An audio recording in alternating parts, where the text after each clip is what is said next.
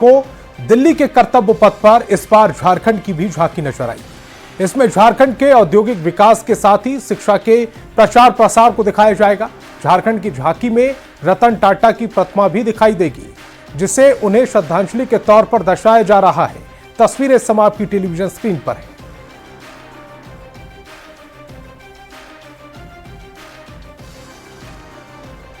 झारखंड की भी झांकी जो है वो दिखेगी।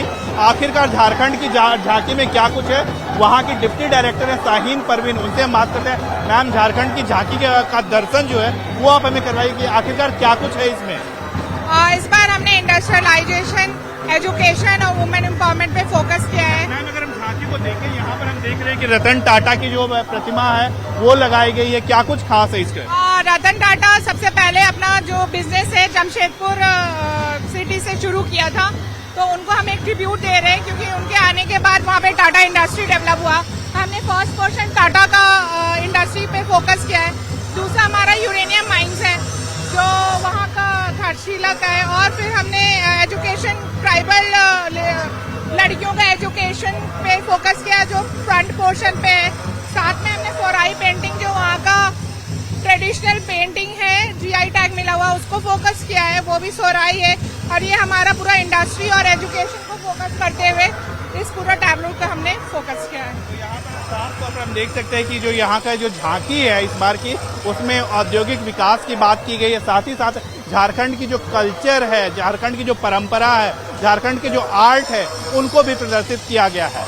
कैप्टन नरेश के साथ विनीत कुमार, न्यूज 18 दिल्ली। अगली खबर गोड्डा से, जहां राजा भिट्टा पीएचसी में एक अनोखा मामला सामने आया है। यहां मंगलवार की शाम 5 बजे एक पहाड़िया जनजाति की महिला ने एक साथ 3 बच्चों को जन्म दिया। इसमें 2 लड़का और 1 लड़की है। जच्चा और बच्चा पूरी तरह से स्वस्थ है। इसकी जानकारी मिलने के बाद अस्पताल में लोगों की भीड़ इकट्ठा हो गई। बच्चों की मां और पिता ने एक साथ तीनों बच्चों की जन्म पर खुशी जताई है। आपको बता दें कि स्वास्थ्य केंद्र में सामान्य प्रसव से बच्चे का जन्म हुआ है। स्वास्थ्य केंद्र के डॉक्टर ने भी बताया कि इस तरह का ये उनका पहला अनुभव है।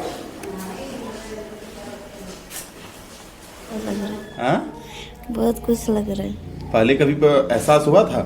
नहीं, पहले एहसास नहीं हुआ था। तो क्या लग रहा था पहले कि बेटा होगा या बेटी होगी? हम तो सोचे बेटा होगा, लेकिन भगवान दोनों दे दिए नहीं? हाँ। और कितना बेटा है? 2 बेटा 1 लड़की है। कैसे महसूस करेंगे सर, वही तो भगवान ने दिया है। हमको तो क्या मालूम है, तो इतना बच्चा लड़की भी होगी, हमको तो एक ही महसूस। लोग को ज्यादातर जुड़वा होता है, आपको 3 बच्चे एक साथ। वही तो बात है सर। कब जन्म हुआ शिशु का? शिशु का जन्म कल 5 बजे हुआ था। नॉर्मल तीनों बच्चे नॉर्मल हुए हैं। अच्छा, लड़का है लड़की है? 2 लड़के हैं, 1 लड़की है। शुरू में 2 बच्चे बॉयज़ डिलीवर हुआ, फिर बाद में एक गर्ल्स चाइल्ड डिलीवर हुई। गर्ल्स। आपने कभी ऐसा देखा था पहले अपने? पहले तो नहीं देखा था ऐसा। नॉर्मल में थोड़ा सा क्या होता है, नॉर्मल डिलीवरी में थोड़ा सा प्रॉब्लम तो होती है, लेकिन यहाँ पे जो सिस्टर्स सब हैं वो बहुत एक्सपीरियंस हैं थोड़ा सा, और हम सब भी थे, 3-4 लोग थे हम लोग टोटल। निर्वाचन आयोग की ओर से 2024 में लोकसभा और विधानसभा चुनाव के बेहतर संचालन के लिए पूर्वी सिंहभूम के डीसी को सम्मानित किया जाएगा। आयोग ने चुनाव के बेहतर संचालन के लिए झारखंड को बेस्ट परफॉर्मिंग स्टेट पुरस्कार के लिए चुना है। 25 जनवरी को नेशनल वोटर्स डे के मौके पर दिल्ली में मुख्य निर्वाचन पदाधिकारी के रवि कुमार और पूर्वी सिंहभूम के डीसी अनन्य मित्तल को सम्मानित किया जाएगा। इस सम्मान पर डीसी से बात की संवाददाता आशीष तिवारी ने। भारत निर्वाचन आयोग की तरफ से जमशेदपुर के डीसी अनन्य मित्तल जी को 25 तारीख को सम्मानित किया जाएगा। बता दूं कि वर्ष 2024 में लोकसभा और विधानसभा चुनाव जो है शांतिपूर्वक और इस जो कराया गया था, उसको लेकर ये झारखंड के लिए एक गर्व की बात है, क्योंकि 24 जिले में पूर्वी सिंहभूम जिले के उपायुक्त को ये सम्मान मिलेगा। सीधे तौर पर हमारे साथ डीसी सर, उनसे बात करेंगे। सर, पहले तो न्यूज़ 18 को से बहुत बहुत बधाई आपको। बहुत बहुत धन्यवाद सर, कैसा लग रहा है? जी, ये इलेक्शन कमीशन के द्वारा इस अवार्ड से हम लोगों को नवाजा गया है, पूरे ज़िले को नवाजा गया है। उसके लिए बेहद हमें खुशी भी है और सभी को बहुत बहुत धन्यवाद। सर, कितना सहयोग मिला? टीम के साथ साथ जमशेदपुर की जनता का भी कितना सहयोग मिला आपको? सभी का पूर्ण सहयोग रहा। रादर उन्हीं के सहयोग से सभी कार्य हो पाया। और इसमें विशेषकर हमें जो विधानसभा चुनाव के दौरान हम लोगों ने स्वीप एक्टिविटीज़ करी और एक जन भागीदारी देखने को मिली, उसके संदर्भ में हमें अवार्ड दिया जा रहा है और इसमें हम लोगों ने विशेषकर सभी ऑर्गेनाइजेशंस को इंक्लूड किया, सभी आम जनताओं को इंक्लूड किया और उसको बड़े सिस्टमेटिक रूप से हम लोगों ने स्वीप की एक्टिविटीज़ को किया, जिससे हमारी 4 से 5% वोटिंग परसेंटेज में भी बढ़ोतरी हुई। तो मुझे लगता है कि उसका श्रेय मुख्यतः हमारी यहाँ की जनता को ही जाता है। तो ये थे जिले के उपायुक्त, उन्होंने साफ तौर पर कहा कि इसका अगर श्रेय है तो पूर्वी सिंहभूम जिले की जनता को ही आता है। न्यूज़ 18 के लिए जमशेदपुर से आशीष कुमार तिवारी। जमशेदपुर में जिला प्रशासन और बीजेपी के नेता कार्यकर्ता आमने सामने आ गए। दरअसल सड़क पर गाड़ी खड़े करने के आरोप में एसडीओ ने कई गाड़ियों के टायर की हवा निकाल दी और जब बीजेपी अध्यक्ष की गाड़ी की हवा निकाल दी गई तो बीजेपी कार्यकर्ता गुस्से से भड़क पड़े और जमकर विरोध जताया। बीजेपी ने प्रशासन की कार्रवाई पर विरोध जताते हुए कल से आंदोलन का ऐलान किया है। अधिक जानकारी दे रहे संवाददाता आशीष तिवारी।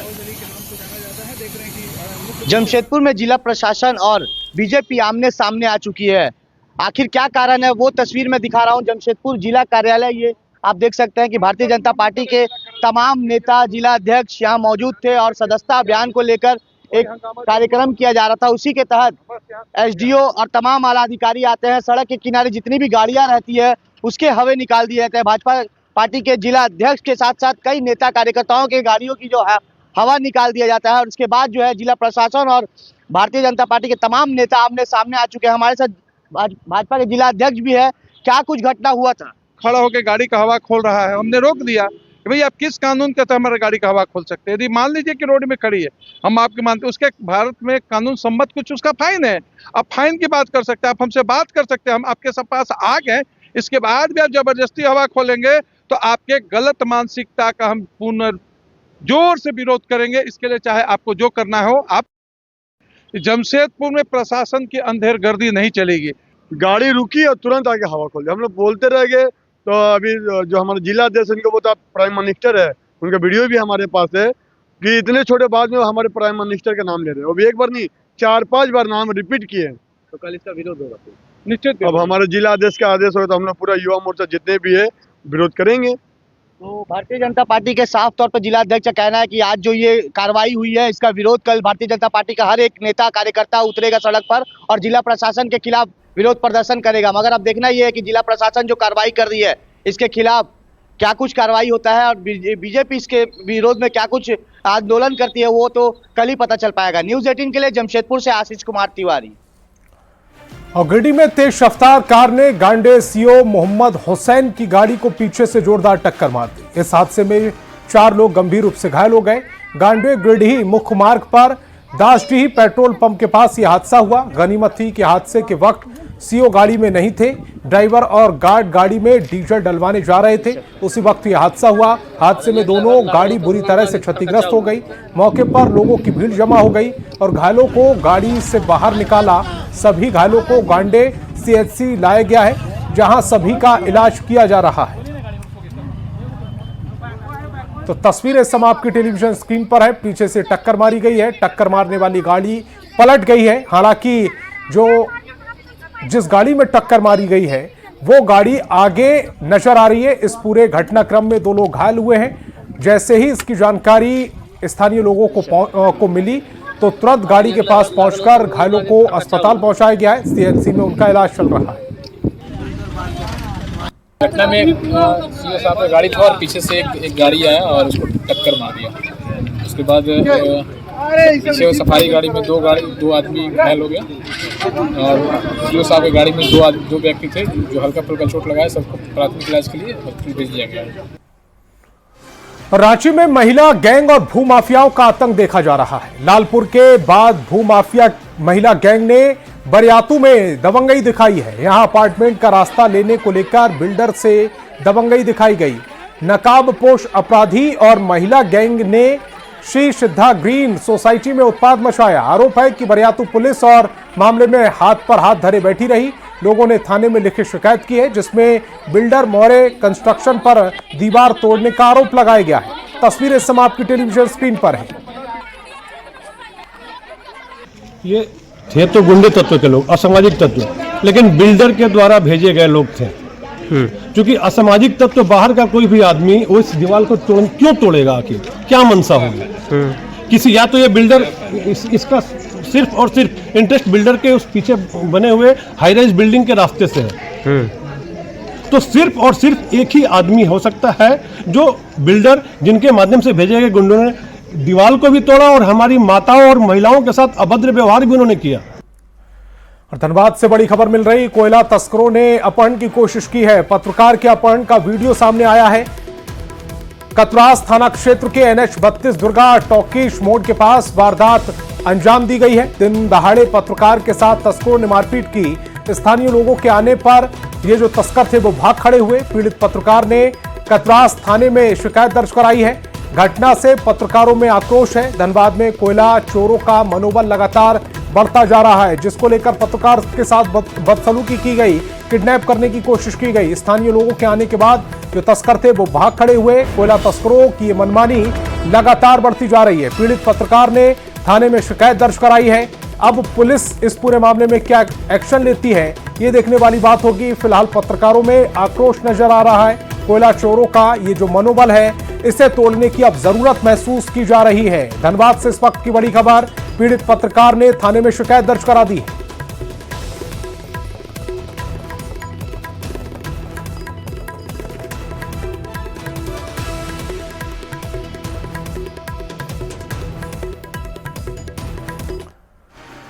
झारखंड में नक्सलियों का सफाया करने के लिए पुलिस ने कमर कस ली है। विकास के दुश्मनों के खात्मे की वानगी बोकारो में देखने को मिली, जहां पुलिस ने मुठभेड़ में 2 नक्सलियों को ढेर कर दिया। एक महिला और एक पुरुष नक्सली पुलिस एनकाउंटर में मारे गए। इस अभियान को लाल आतंक के अंत की शुरुआत के तौर पर देखा जा रहा है।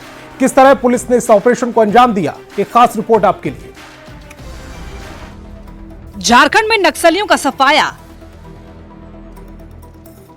विकास के दुश्मनों का खात्मा तय, लाल आतंक के अंत की शुरुआत, उग्रवादियों पर भी पुलिस का प्रहार। झारखंड में नक्सलियों के दिन अब गिने चुने ही बचे हैं। बोकारो में पुलिस की कार्रवाई ने यह साबित कर दिया है कि झारखंड में विकास के दुश्मनों का सफाया किए बगैर पुलिस वाले चैन की नींद नहीं सोने वाले।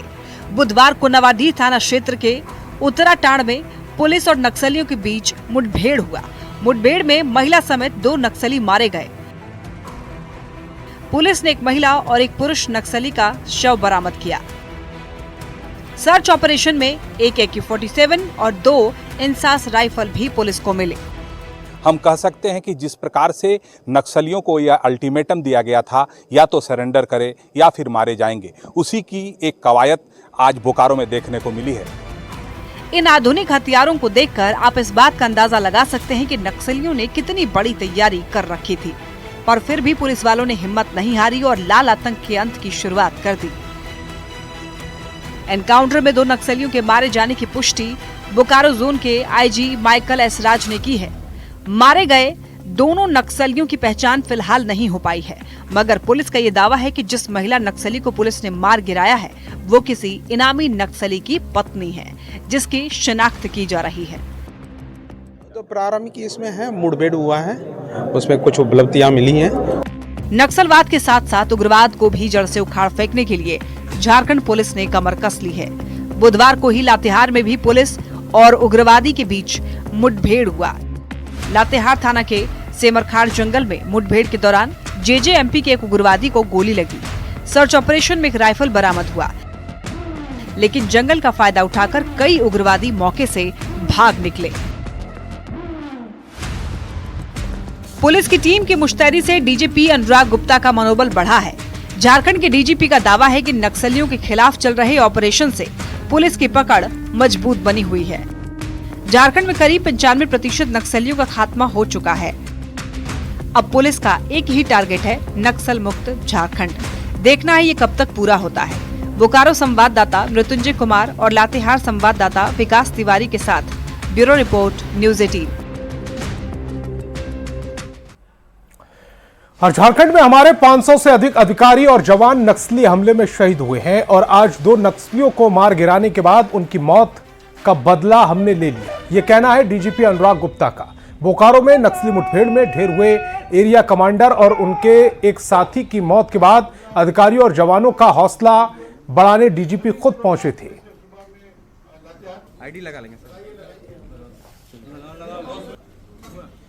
नक्सली वहां से भागने की बात आई है, उसमें एक आध नक्सली को गोली लगने की बात सामने में आ रही है। अभी इसका सत्यापन किया जा रहा है और उस क्षेत्र में लगातार अभी सर्च अभियान जारी है, वहां पे हम लोग सर्च भी कर रहे हैं। लेकिन जब इस तरह से ऑपरेशन होता है जिसमें अच्छे कोऑर्डिनेशन हो और इस पे खुद लीड लेकर के आगे बढ़ती है तो सीआरपीएफ का भी मनोबल बढ़ता है। तो हम लोग बिल्कुल स्टेट पुलिस के साथ हैं। कहीं पिछले 15 साल से यहाँ पर हम लोग साथ में काम कर रहे हैं, कहीं आज तक कभी भी कोई भी कोऑर्डिनेशन का इशू नहीं आया और हम लोग जैसा डीजी सर का टारगेट दिया गया है हम लोग अपनी तरफ से पूरी कोशिश करेंगे पूरा का पूरा टारगेट अचीव करने का। झारखंड पुलिस में लगभग 500 जवान और अफसर गंवाए हैं इस लड़ाई में, तो झारखंड पुलिस का बहुत खून बहा है इस जीत में, इस लड़ाई में।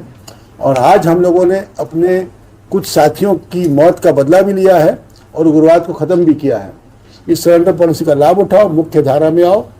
तुम्हारे 95% तुम्हारे साथी और सपोर्टर्स या तो मारे गए हैं या खत्म हो चुके हैं, जेल के सलाखों के पीछे हैं। और चाईबासा में अवैध अफीम की खेती के खिलाफ पुलिस का अभियान लगातार जारी है। पुलिस ने बदगांव और टेबो थाना क्षेत्र में 10.5 एकड़ में लगी अवैध अफीम की खेती को नष्ट कर दिया। पुलिस ने बदगांव थाना क्षेत्र के काइका में करीब 5 एकड़ और टेबो थाना क्षेत्र के कोठागढ़ा में करीब 5.5 एकड़ में लगी अफीम को नष्ट कर दिया।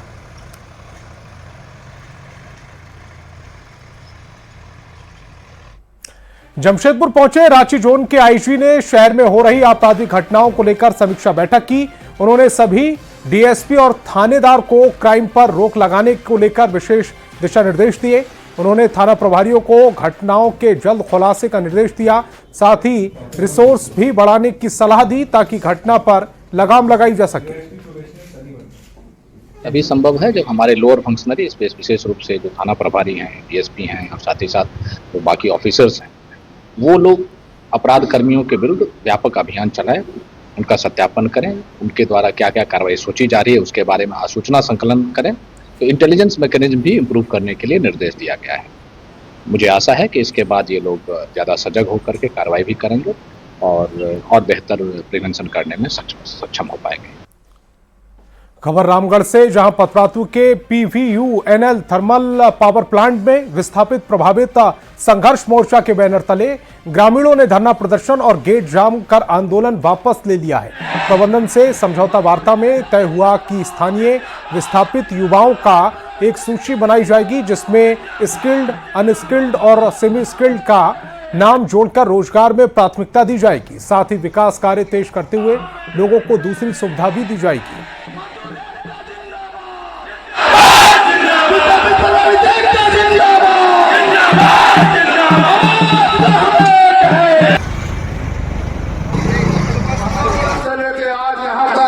सभी विस्थापित प्रभावित मजदूर जिन लोगों ने आंदोलन में योगदान दिया है, मैं अपनी ओर से सबको हृदय से आभार व्यक्त करता हूँ, धन्यवाद देता हूँ, क्रांतिकारी अभिनंदन करता हूँ और आपको विश्वास दिलाता हूँ आपके साथ हर कदम पर 24 घंटा रोशनलाल चौधरी खड़ा रहेगा। तो इस बुलेटिन में फिलहाल इतना ही। आप देखते रहिए न्यूज़ 18 बिहार झारखंड।